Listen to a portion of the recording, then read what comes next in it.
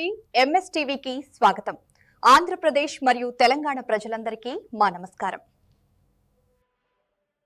Welcome to MS media. ఈరోజు మైసనగూడెం ZPH high స్కూల్లో ఉన్నాము. ఇక్కడ హెచ్ఎం గారితో కొన్ని విషయాలు మాట్లాడదాం. నమస్తే సార్, చెప్పండి సార్, మీ స్కూల్ గురించి, ఇన్ఫ్రాస్ట్రక్చర్ గురించి కొన్ని ఇంట్రడక్షన్ చెప్పగలుగుతారా?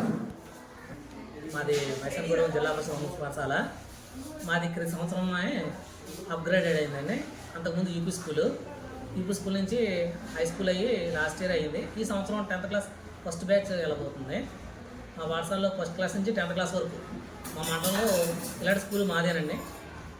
తర్వాత మాకు 14 మంది స్టాఫ్ ఉన్నారు. హై స్కూల్ సెక్షన్కి 9 మంది, ఎలిమెంటరీ సెక్షన్కి 5 స్టాఫ్ ఉన్నారు.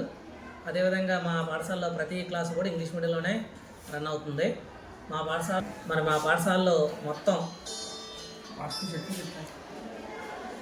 మిడ్ డే మీల్స్ సమర్థవంతంగా నిర్వహిస్తున్నాము.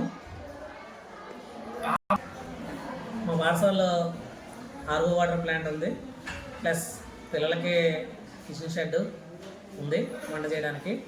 తర్వాత ప్రతి తరగతికి ఒక క్లాస్ రూమ్ ఉంది. పిల్లలకి అందరికీ కూడా కూర్చోవడానికి అందరూ కూడా బల్ల మీద కూర్చుంటారు. ప్రతి తరగతికి 4 ఫ్యాన్లు, 5 లైట్లు ఉన్నాయి.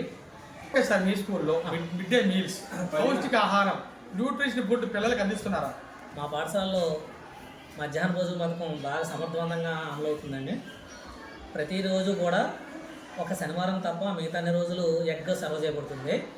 3 రోజులు రాగి జావ, 3 రోజులు చిక్కి సర్వ్ చేయడం వల్ల పిల్లలందరికీ కూడా బ్లడ్ పర్సెంటేజ్ చాలా ఎక్కువగా పెరుగుతుందండి. తర్వాత రోజుకు ఒక మెనూ గవర్నమెంట్ ఇచ్చిన ఆదేశాల ప్రకారము మా పాఠశాలలో అమలవుతుందండి. తర్వాత పిల్లలందరూ కూడా ఇక్కడే భోజనం చేస్తారు. ఏదైనా పిల్లవాడికి కానీ మా స్టూడెంట్స్కి అస్వస్థతకు గురైతే మీ స్కూల్లో ఎటువంటి చర్యలు తీసుకున్నారు? మా పాఠశాలలో పిల్లలందరూ ఆరోగ్యం పట్ల కూడా చాలా శ్రద్ధ వహిస్తామండి. ప్రతి గురువారం కూడా బ్లడ్ తక్కువ ఉన్న పిల్లలకి హెల్త్ డిపార్ట్మెంట్ వాళ్ళు వచ్చి మధ్యాహ్నం భోజనం అయిన తర్వాత వాళ్ళకి ఐరన్ ట్యాబ్లెట్లు సరఫరా చేస్తారు. తర్వాత ఎవరైనా ఎనిమియా పేషెంట్ ఉంటే కనుక వాళ్ళకి డైలీ కూడా వాళ్ళకి ఐరన్ ట్యాబ్లెట్లు వేస్తున్నామండి.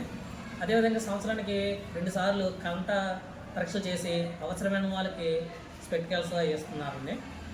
తర్వాత ఎవరికైనా ఒంట్లో బాగోపోతే కనుక వెంటనే దగ్గరలో ఉన్న పిహెచ్సి వాళ్ళు సంప్రదిస్తే కనుక వాళ్ళు వెంటనే వచ్చి మాకు పిల్లలకి సరైన ట్రీట్మెంట్ కూడా ఇస్తున్నారండి. ప్రభుత్వం వారి పిల్లలకు చదువుకోవడానికి ఎటువంటి ఉచిత సౌకర్యాలు, సదుపాయాలు కల్పిస్తున్నారు? వారు తమ బాధ్యతగా అన్ని కార్యక్రమాలను సక్రమంగా నిర్వహిస్తున్నారండి. ప్రతి పిల్లవాడికి కూడా తల్లికి వందనం పేరు చొప్పున సంవత్సరానికి 15,000 రూపాయలు అందజేస్తున్నారని. ప్రతి పిల్లవాడికి కూడా సర్వేపల్లి విద్యార్థి మిత్ర కిట్లు సరఫరా చేస్తున్నామండి. దాంట్లో భాగంగా ప్రతి పిల్లవాడికి నోట్ పుస్తకాలు, text books, bag, uniforms, shoes అన్నీ కూడా ప్రభుత్వం వారే ఉచితంగా అందజేస్తున్నారండి. చివరిగా విద్యార్థుల తల్లిదండ్రులకు మీ హై స్కూల్ గురించి, గవర్నమెంట్ స్కూల్ గురించి ఏమని రిక్వెస్ట్ చేస్తున్నారు? మరి ఎంత సౌకర్యాలు కల్పిస్తున్నప్పటికీ కూడా ప్రజల్లో చిన్న చూపు ఉందండి ప్రభుత్వ పాఠశాల పట్ల. ప్రభుత్వ పాఠశాల అనేది ప్రైవేట్స్ వాళ్ళకి దేనికి కూడా తీసిపోదండి. మంచి క్వాలిఫైడ్ ఉపాధ్యాయులు ఉన్నారు. ఎందుకంటే ప్రైవేట్ స్కూల్లో నాట్ క్వాలిఫైడ్ టీచర్స్ ఉంటారు. కానీ మా పాఠశాలలో ప్రతి టీచర్ కూడా 12 years అబోవ్ ఎక్స్పీరియన్స్ ఉన్న టీచర్సే ఉన్నారు. ప్రతిదీ కూడా ఫ్రీ, ఫీజులు కట్టక్కర్లేదు.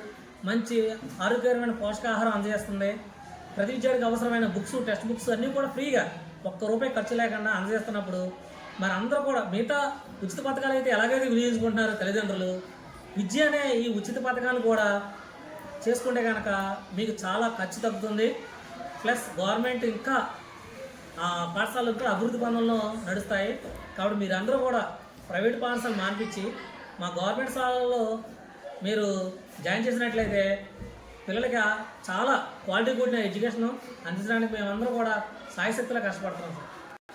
ఇప్పటి వరకు జెడ్పీహెచ్ఎస్ స్కూల్ మరి హెచ్ఎం గారు ఆనంద్ కుమార్ గారు మరి చాలా చక్కగా ఈ యొక్క మరి హై స్కూల్ గురించి, గవర్నమెంట్ స్కూల్ గురించి వివరించారు.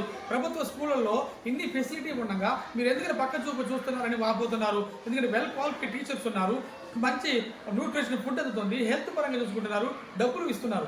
ఇటువంటి ఇన్ని మరి సదుపాయాలు ఉన్న గవర్నమెంట్ స్కూల్ వదిలి ఎందుకు వెళ్తున్నారని బాధపడుతున్నారు. విద్యార్థుల తల్లిదండ్రులారా ఒక్కసారి విజిట్ చేయండి. అన్ని ఫెసిలిటీ, సకల సౌకర్యాలు కల్పించబడింది రాష్ట్ర ప్రభుత్వం వారు కాబట్టి, ఆంధ్రప్రదేశ్ రాష్ట్ర ప్రభుత్వం వారు కాబట్టి మీరు దయచేసి దయచేసి ఈ స్కూల్ కూడా జాయిన్ అవ్వాలని మా ఎంఎస్ మీడియా తరఫున కోరుకుంటున్నాం. ఈ స్కూల్ని ఇంత క్రమశిక్షణగా డిసిప్లైన్గా మరి ముందుకు తీసుకెళ్తున్నటువంటి లెజెండరీ హెచ్ఎం గారు, విజనరీ హెచ్ఎం గారు ఆనంద్ కుమార్ గారికి congratulations. Thank you very much. MS media, ప్రతి చోట ప్రజల మాట.